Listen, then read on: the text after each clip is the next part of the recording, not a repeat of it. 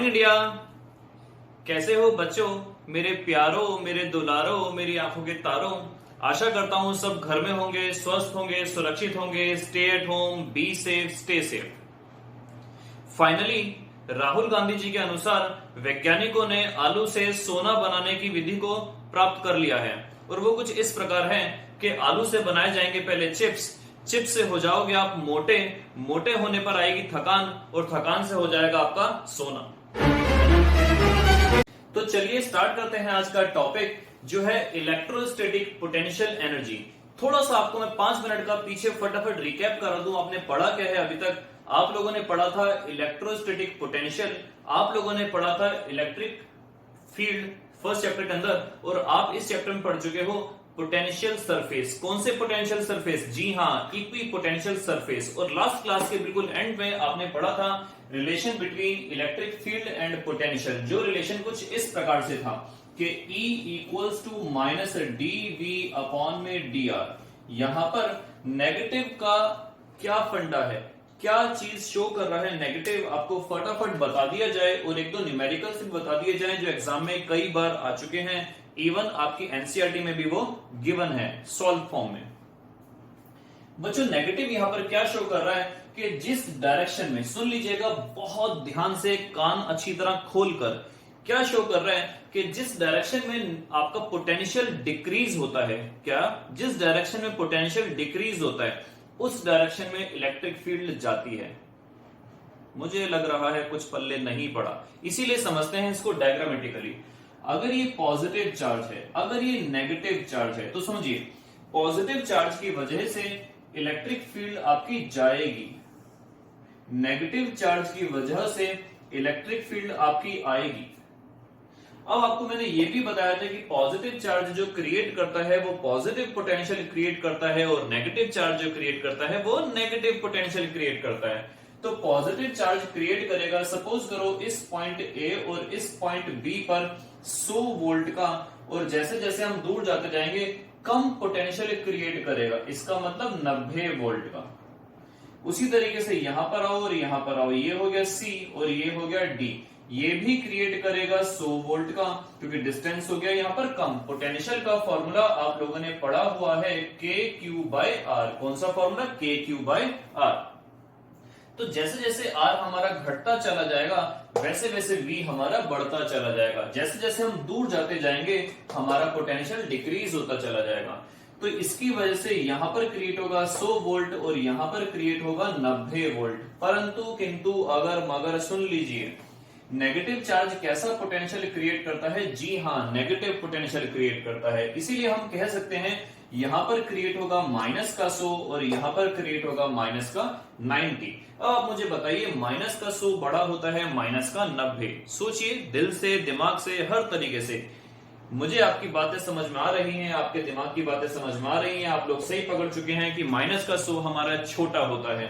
तो इसका मतलब क्या हुआ कि इलेक्ट्रिक फील्ड इस डायरेक्शन में है, इलेक्ट्रिक फील्ड इस डायरेक्शन में है, इस डायरेक्शन में है। इसकी वजह से इलेक्ट्रिक फील्ड इस डायरेक्शन में होने का मतलब क्या हो गया कि इस डायरेक्शन में, इस डायरेक्शन में, इस डायरेक्शन में, इस डायरेक्शन में पोटेंशियल आपका डिक्रीज होता जा रहा है।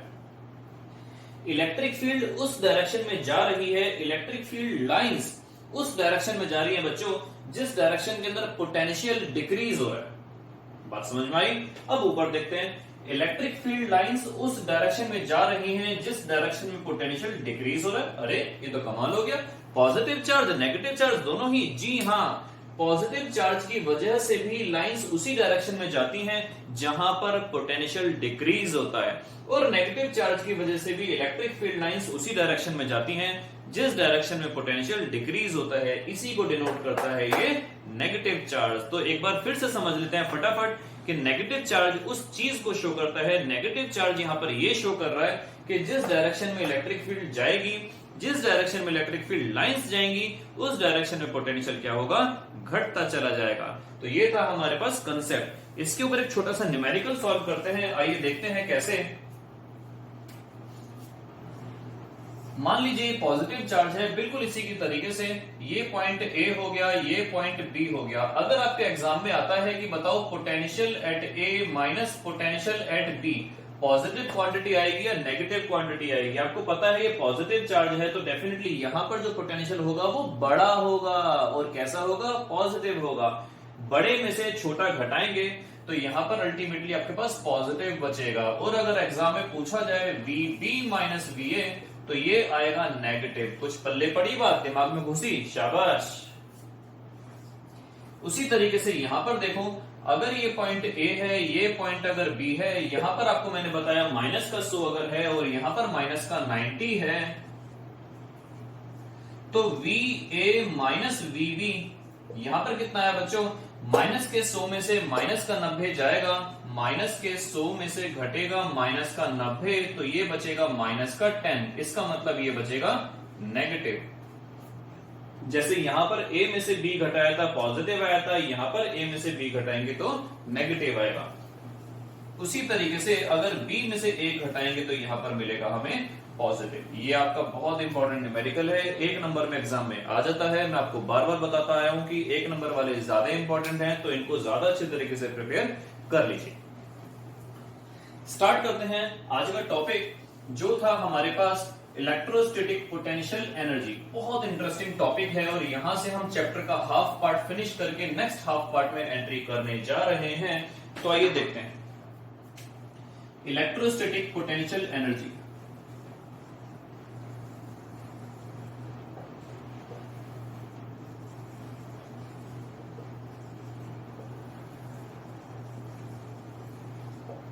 Electrostatic potential energy. Electrostatic potential energy बच्चों क्या कहती है? सुन लीजिए बात को। इलेक्ट्रोस्टैटिक पोटेंशियल एनर्जी एग्जैक्टली कहती क्या है? आपको मैंने पहले भी कई बार बताया है कि जिस सिस्टम में, क्या कहा? जिस सिस्टम में, फिर से बोलो, जिस सिस्टम में, जोर से बोलो, जिस सिस्टम में इलेक्ट्रोस्टैटिक पोटेंशियल एनर्जी किसी भी सिस्टम में, चाहे वो मैग्नेट का हो, हमने फर्स्ट चैप्टर में पढ़ा था इलेक्ट्रोस्टैटिक पोटेंशियल एनर्जी के बारे में, इलेक्ट्रिक एनर्जी के बारे में, किसमें? डाइपोल में। किसी भी सिस्टम में अगर आप पढ़ोगे बच्चों तो एनर्जी का मतलब सीधा सीधा ये होता है। एनर्जी का मतलब होता है कि अगर आपको किसी सिस्टम में एनर्जी स्टोर्ड निकालनी है, किसी सिस्टम में आपको एनर्जी स्टोर्ड निकालनी है, तो आप सबसे पहले उसमें ये चेक करेंगे कि आपने कितना वर्क डन उसमें किया है। कितना वर्क डन आपने किया है, जितना वर्क डन आपने किया होगा, जितनी एनर्जी आपकी खर्च होगी, उतनी ही एनर्जी स्टोर्ड हो जाएगी उस सिस्टम के अंदर। तो यहां पर हम वही निकालने जा रहे हैं कि इलेक्ट्रोस्टैटिक पोटेंशियल एनर्जी। तो हम किसी सिस्टम की एनर्जी निकालना आसान बात नहीं है, हम उस पर वर्क डन करेंगे और जितना वर्क डन हमने करा होगा उतनी ही एनर्जी स्टोर हो जाएगी उस सिस्टम में। तो पहले देख लेते हैं फटाफट इसकी definition.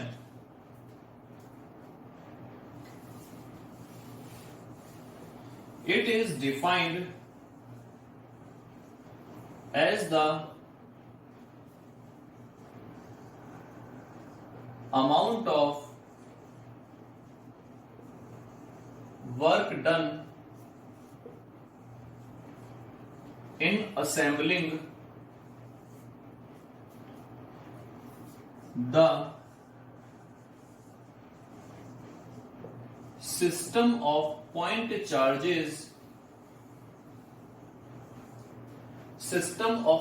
charges in bringing them in from infinite distance। Infinite distances से बच्चों उन चार्जेस को पास लाने में हमें कितना वर्क डन करना पड़ा, और जितना वर्क डन करना पड़ा वो उस सिस्टम में स्टोर एनर्जी हो जाएगी। सीधी सीधी बात समझते हैं, दुनिया में कुछ नहीं बचा। कोरोना ने सब तहस नहस कर दिया, सब मार दिए, अंबानी अडानी फलाना ढिमका सब मार दिए, कोई नहीं बचा जी। कौन बचा रह गया? केवल एक प्रोटॉन, केवल एक प्रोटॉन। जी हाँ, ये बचा रह गया, बड़ा अच्छी किस्मत वाला था, ये बचा रह गया। ठीक है जी। अब धीरे धीरे धीरे धीरे तरक्की हुई, कोरोना का महामारी खत्म हो गई, उसको कोई मिला नहीं खाने के लिए, तो धीरे धीरे और 2-4 प्रोटॉन जो इधर उधर गुफाओं में पड़े हुए थे वो बाहर निकल के आए। तो अगर उस प्रोटॉन को इसके पास लेकर लाया जाए, अब इसके पास कौन लेकर आएगा जब दुनिया में कोई बचा नहीं, मैं बच गया इन प्रोटॉन्स को पास लाने के लिए, मैं बच गया। हम बाबा रामदेव के भक्त हैं, अनुलोम विलोम कपाल भाती करते रहते हैं, तो हुआ क्या बेसिकली कि इस प्रोटॉन को इनफाइनाइट डिस्टेंस से, इस प्रोटॉन को इनफाइनाइट डिस्टेंस से, ये इनफाइनाइट डिस्टेंस पर रखा हुआ है, तो कॉमन सी बात है इसका वहां पर पोटेंशियल कितना होगा, 0। अब इस प्रोटॉन को इनफाइनाइट डिस्टेंस से लाने में, पास लाने में, ये बंदा रिपेल करेगा क्योंकि दोनों पॉजिटिव है, ये बंदा रिपेल करेगा, दोनों पॉजिटिव है। तो जब इसको मैं पास लेके आऊंगा तो ये बंदा रिपेल करेगा। इसका मतलब रिपेल करने का मतलब है मुझे ताकत लगानी पड़ेगी, ताकत लगानी पड़ेगी। जब मुझे ताकत लगानी पड़ेगी तो मुझे कुछ ना कुछ फोर्स लगानी पड़ रही है, तो मुझे कुछ ना कुछ वर्क डन करना पड़ रहा है, मुझे कुछ ना कुछ एनर्जी खर्च करनी पड़ रही है। तो कितनी एनर्जी खर्च करनी पड़ी वो ही इसमें स्टोर हो जाएगी। तो आप सिंपली बात समझिए कि जब ये फर्स्ट चार्ज था, केवल फर्स्ट चार्ज था, अकेला, दुनिया में कोई नहीं था, कोई नहीं था, इस पर रिपल्शन लगाने वाला कोई नहीं था, तो इसको मुझे कहीं भी मूव कराने में वर्क डन करना पड़ेगा? नहीं, वर्क डन नहीं करना पड़ेगा। क्यों नहीं करना पड़ेगा? क्योंकि दुनिया में कोई दूसरा चार्ज है ही नहीं और डेफिनेटली इस पर कोई रिपल्शन फोर्स लग ही नहीं रही है। जब इस पर रिपल्शन फोर्स लग ही नहीं रही, ये खाली कहीं भी घूमे, कैसा भी घूमे, इस पर कोई फोर्स नहीं लग रही, तो इसका मतलब क्या हुआ, हमें कोई वर्क डन नहीं करना पड़ेगा, हमारी एनर्जी खर्च नहीं होगी और ये इलेक्ट्रोस्टैटिक पोटेंशियल एनर्जी कितनी रहेगी, 0।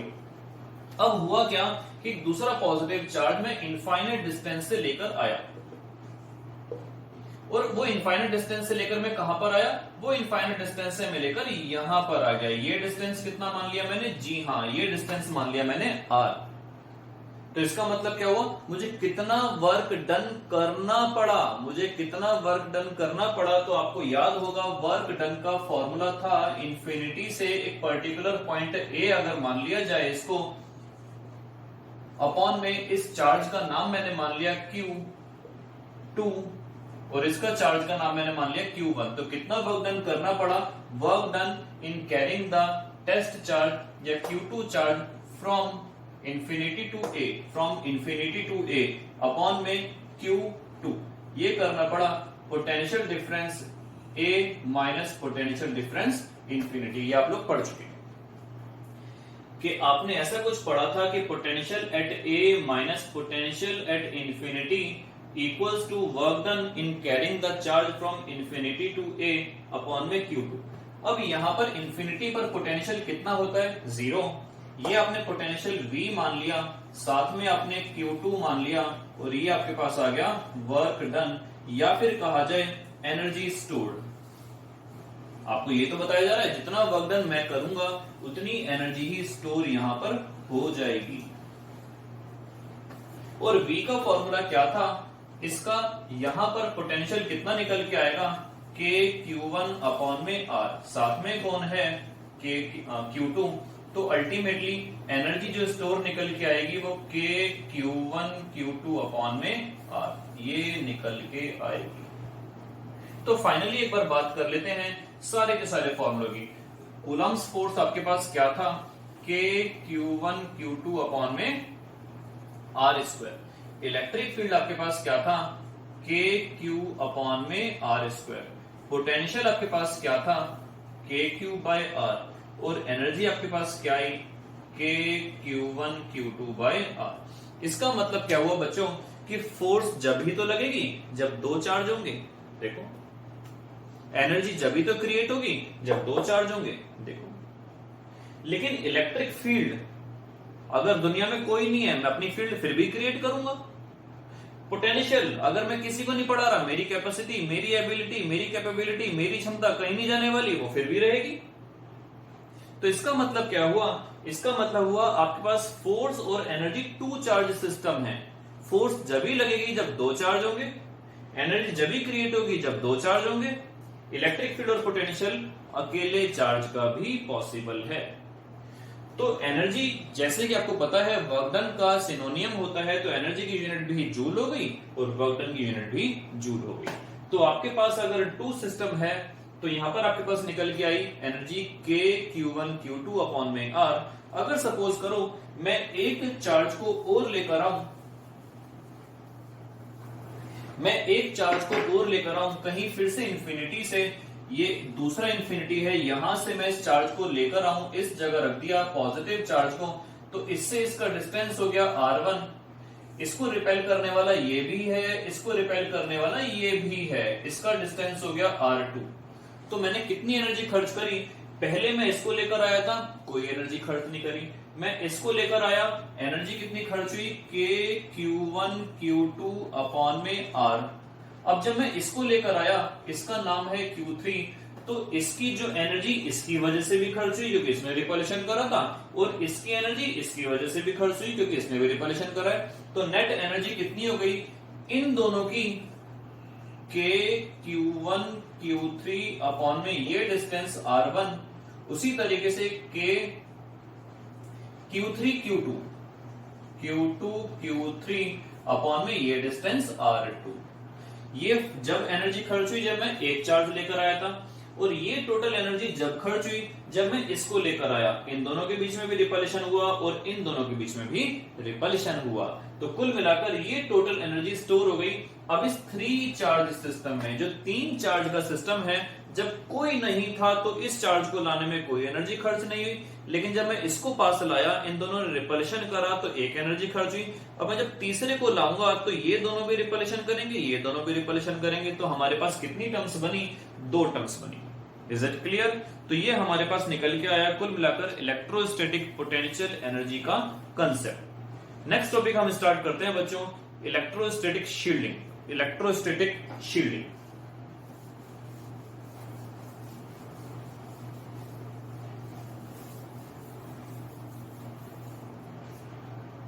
Electrostatic shielding.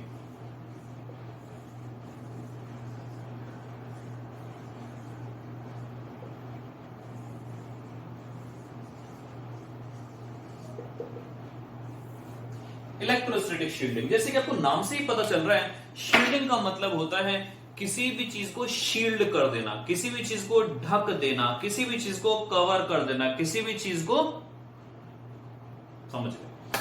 तो इसका मतलब क्या हुआ? किसी भी चीज को ढक देना, किससे? इलेक्ट्रोस्टैटिक मींस ऐसा सिस्टम क्रिएट कर देना कि वहां पर इलेक्ट्रिक फील्ड ना काटे, वहां पर इलेक्ट्रिक फील्ड ना काटे। तो बात समझते हैं। अगर सपोज करो ये एक सिस्टम है और यहां पर इलेक्ट्रिक फील्ड काट रही है, इसको यहां पर इलेक्ट्रिक फील्ड लाइंस ऐसे काट रही हैं, मैं चाहता हूं कि इसको इलेक्ट्रिक फील्ड लाइंस ना काटें, तो इसका मतलब ये थोड़ी ना इलेक्ट्रिक फील्ड को ही गायब कर देंगे। इसका मतलब यह है कि कुछ ऐसा सिस्टम क्रिएट करेंगे कि इलेक्ट्रिक फील्ड लाइंस इसको ना काटें। तो हम करेंगे क्या बच्चों? देखिए ध्यान से, इस बॉडी को मैं कवर कर देता हूं किसी मेटेलिक स्फीयर के अंदर। इस मेटेलिक स्फीयर के अंदर इस बॉडी को रख दिया और ये बॉडी इस सरफेस को टच नहीं कर रही है। कहने का मतलब है इसको हमने इंसुलेट कर दिया। सपोज करो यहां पर ये प्लास्टिक के या रबड़ के कुछ डंडे से खड़े कर दिए जो हाईली इंसुलेटेड हैं, जिसके थ्रू इसमें चार्ज या करंट पास नहीं हो सकता। अब आपने क्या पढ़ा था? यह है मेटेलिक स्फीयर।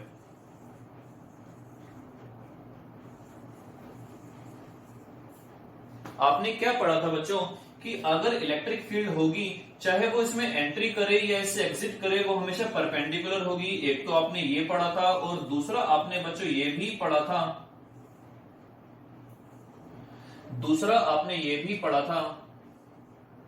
अपने आप नहीं बोलने वाले, क्या पढ़ा था? अरे अपने आप ही बोल दिया करो। दूसरा आप लोगों ने ये पढ़ा था कि अंदर इलेक्ट्रिक फील्ड कितनी होगी? 0 होगी। Electric field inside the uniform charge spherical shell, पढ़ी थी आपने फर्स्ट चैप्टर में डेरिवेशन। अंदर इलेक्ट्रिक फील्ड कितनी होगी?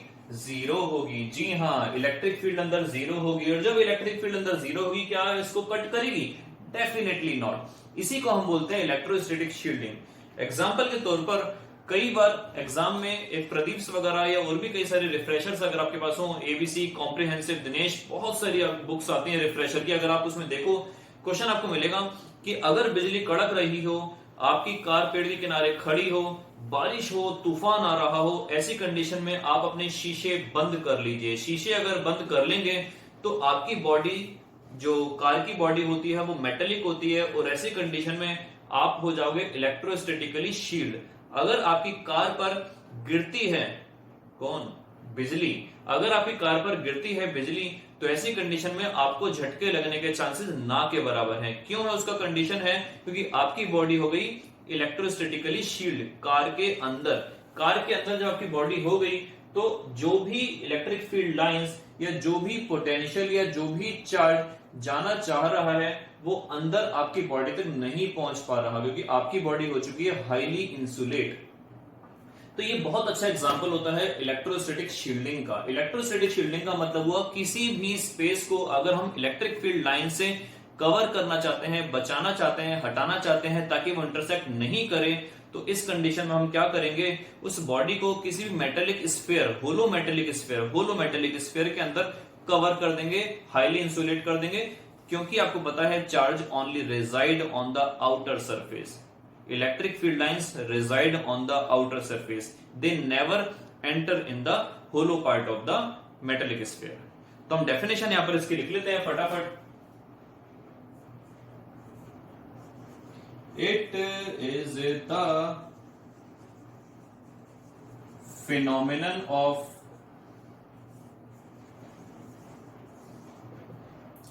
protecting a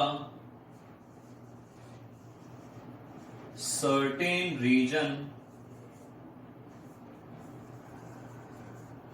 from electric field. Electric field को किसी भी तरीके से बचाने के लिए, इलेक्ट्रिक फील्ड से किसी भी रीजन को बचाने के लिए, अगर हम किसी सिस्टम को, किसी भी रीजन को मेटेलिक स्फीयर, होलो मेटेलिक स्फीयर में बंद कर दें, तो ऐसी कंडीशन में हम बोल सकते हैं कि उस प्रोसेस को हमने बोला इलेक्ट्रोस्टैटिक शील्ड। आज की क्लास यहीं तक। नेक्स्ट क्लास में हम स्टार्ट करेंगे कैपेसिटर। पंखों में आपने देखा होगा कंडेंसर लगे रहते हैं, जिनको हम साइंस की लैंग्वेज में बोलते हैं कैपेसिटर। आशा करता हूं आज की क्लास पसंद आई होगी। नेक्स्ट क्लास बहुत इंपॉर्टेंट है, डेफिनेटली अटेंड करना। Till then goodbye. कल संडे को क्लास होगी आपकी बहुत इंपॉर्टेंट डाउट्स क्लास। किसी को भी अगर अभी तक चैप्टर 1 या चैप्टर 2 के न्यूमेरिकल्स, कंसेप्ट्स, किसी भी टॉपिक के अंदर कोई डाउट हो, तो डेफिनेटली नीचे कमेंट बॉक्स के अंदर अपने क्वेश्चन रेज कर देना। कल डेफिनेटली डाउट क्लास होगी। Till then good bye.